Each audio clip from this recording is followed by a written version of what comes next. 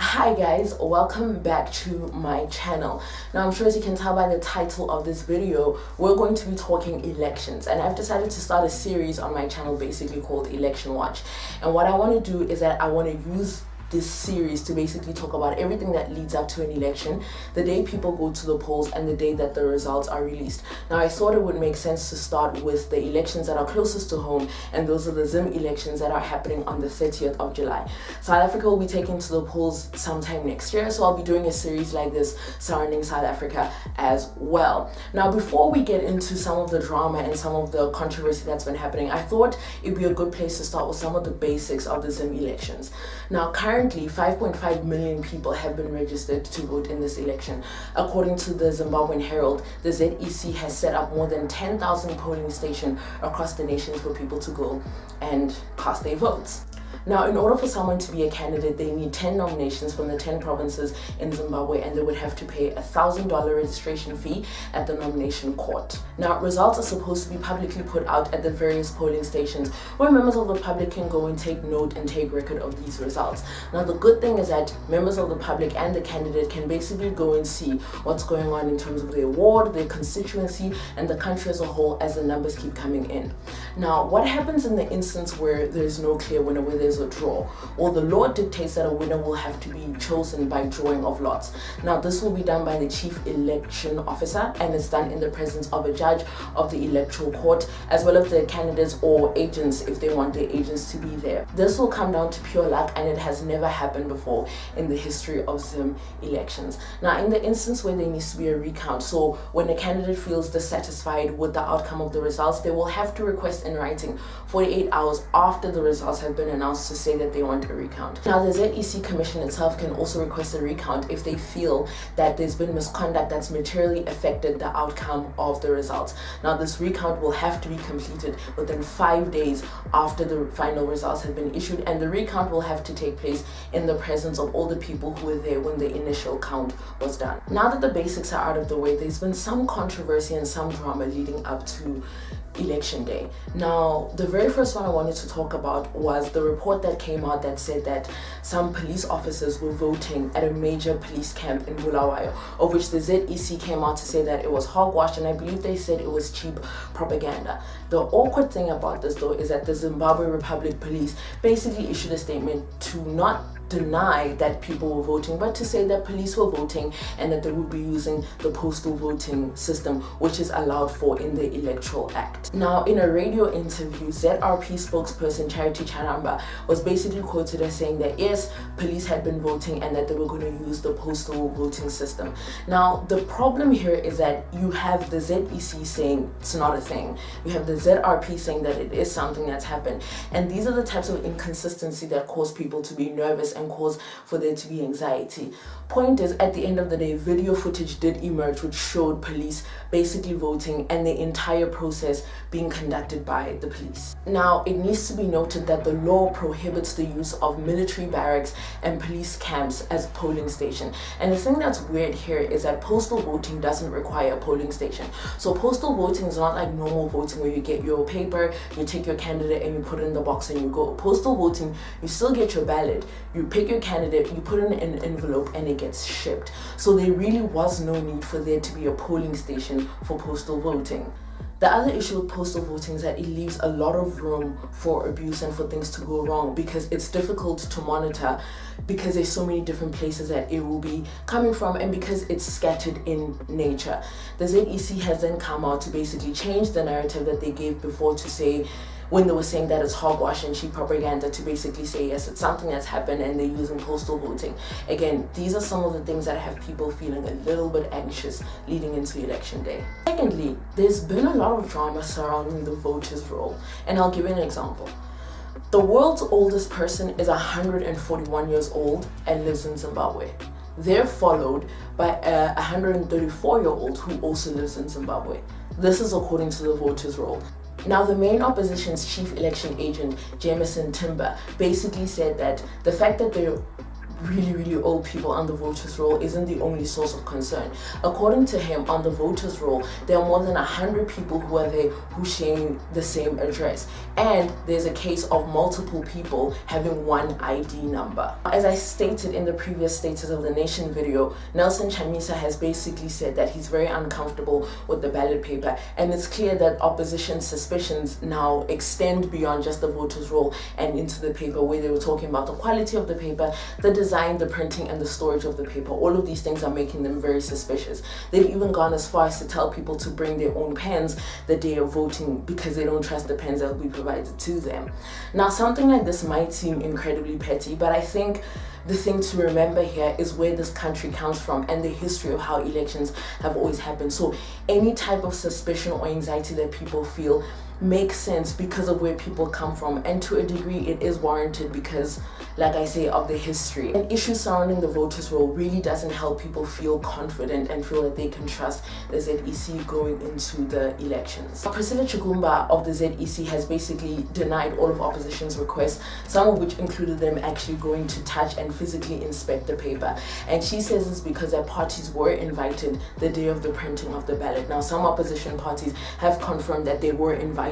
They were asked to stand at a distance to basically watch the process as it was printing and all of that was happening. Priscilla has also gone on to say that there are no problems on the voters roll. A voters roll, mind you, that they only release publicly because of a court ruling. She then basically said that whatever issues are on the voters roll are being corrected, and she spoke about that more than 100 people that I spoke about earlier, and she says that the reason why they have the same address is because it's a church shrine with 122 voters, so that's why they would all have the same address. Now, some of these issues are leading people to feel anxious and feel that these elections might not be free and fair, and it's leading a lot of people to feel like really not much has changed, and it's making them question if they can trust the ZEC. Now, in the past weekend, the Zimbabwe Council of Churches released a survey which showed that 58% of voters said that they don't trust the ZEC. The church surveyed more than 1,600 people in Bulawayo and the Midlands province while conducting this survey. The third thing that happened was the SMSs. Now, this drama happened after ZANU-PF sent personalized, unsolicited messages to people's phones leading up to the elections, and basically to try and gain as much support for their party in the elections. Opposition parties basically said that thousands of people had confirmed that they received these messages. Now, MDC leader Nelson Chamisa basically took to Twitter and said, ZANU has basically been found with their hand in the cookie jar, and that there's no legal way that they can have access to people's cell phone numbers to be able to send them these SMSs. Now, the thing about this is that it reminds me of the DA here in South Africa. Around election time, people start to get these SMSs. And the thing that's aggravating about this is that a lot of South Africans complain about the fact that, where did you get my number from? And just quit bothering me with these SMSs. Now, the DA then came out to say that, if people don't like the SMSs, they can unsubscribe or opt out or whatever, and they provided a link. The problem with that is that people didn't even opt in. So how are you going to ask people to opt out to, stop getting these SMSs? The thing about it, though, that's different is that I feel like for a lot of South Africans, a lot of it is just an irritation. We don't want these SMSs. We don't want you having our numbers. Just stop it and leave us alone. The problem with Zimbabwe, though, and again, where it comes from as a nation, it makes people nervous. It makes people anxious, because the question becomes, how does the regime have my cell phone number that they're able to SMS me, and say, come out and support and vote? So things like this, again, are adding into people feeling that they can't trust, and people feeling anxious that these elections won't be free and fair. Now, the Associated Press wrote an article where they basically saw some of these SMSs that were sent to people. And the interesting thing for me about these SMSs is that depending on the area where the person lived, they used the language that was more common and prevalent in that area. And I thought that that was very interesting.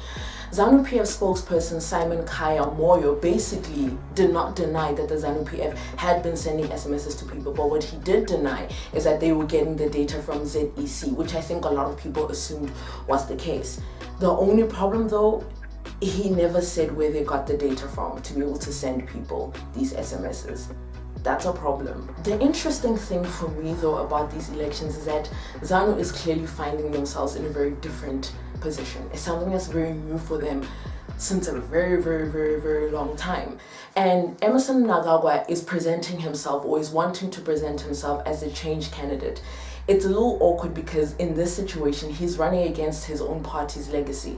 He's running against his own legacy, because the truth is, people remember who he is. People remember, his involvement in the politics of Zimbabwe up until this point. So it's a little difficult, to present yourself as a change candidate when people don't really see you that way. And the truth of the matter is, very few Zimbabweans believe the hype. I think at the time when Robert Mugabe was ousted, there was a lot of relief and people finally felt that, things were going to be different. But once things have settled, a lot of people are basically saying that, they don't believe that a leopard can change its spots, and truly, what can they expect from a crocodile? I will say though that there are some positives. I'm choosing to look at them as a positive. First thing I'm choosing to look at as a positive is the international monitors. Now, this is something that obviously didn't happen under Robert Mugabe, but it's been allowed this time around. And the international monitors will be the EU and the United States. Now, whether or not people look at it as a positive is going to depend on people's feelings about the EU and the United States.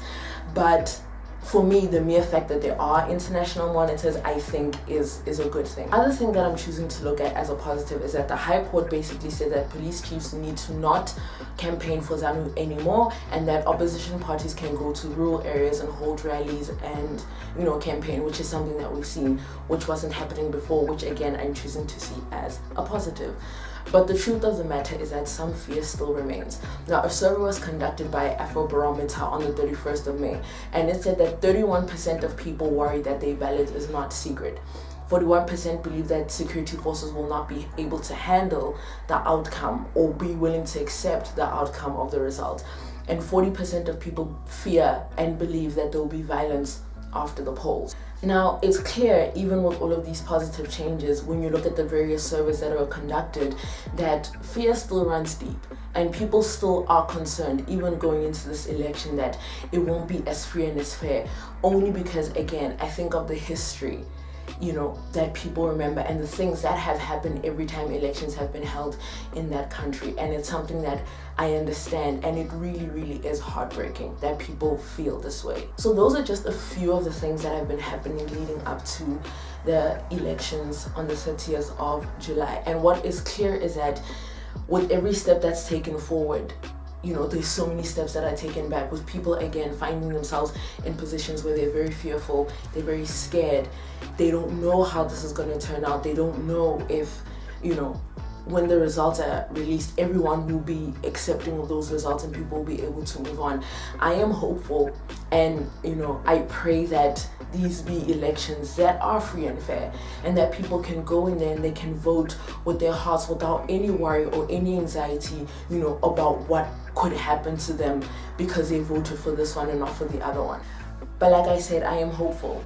And I do pray that these are elections that go smoothly and that people are able to vote without any fear, without any worry of any types of consequences because of how they've decided to vote. And I hope that Zimbabwe as a nation can really start to rebuild and really start to look forward. And this is the first step, and I hope and pray that everything goes well. Anyway guys, thank you for tuning in. Sound off in the comments below, let me know what you guys think. Please subscribe to the channel, and yeah, I'll be doing a lot more of these election type videos, like I said, leading up to the elections and the day of elections and after the results come out, just to watch and see what basically happens. But thank you for tuning in, and I will see you in the next video. Bye.